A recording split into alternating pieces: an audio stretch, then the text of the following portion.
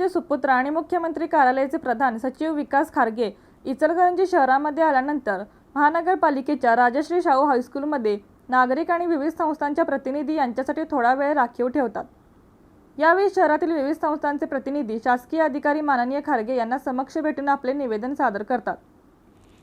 रविवारी दिनांक 31 मार्च रोजी माननीय खारगे साहेब इचलकरंजी शहरात आले होते।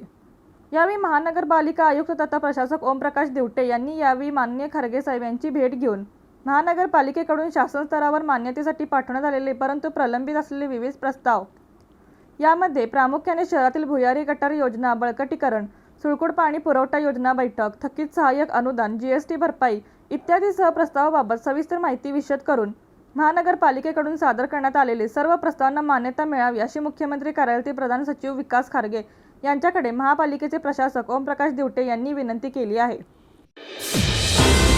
रणनीती न्यूज चॅनलला आजच सबस्क्राइब करा आणि रहा अपडेट।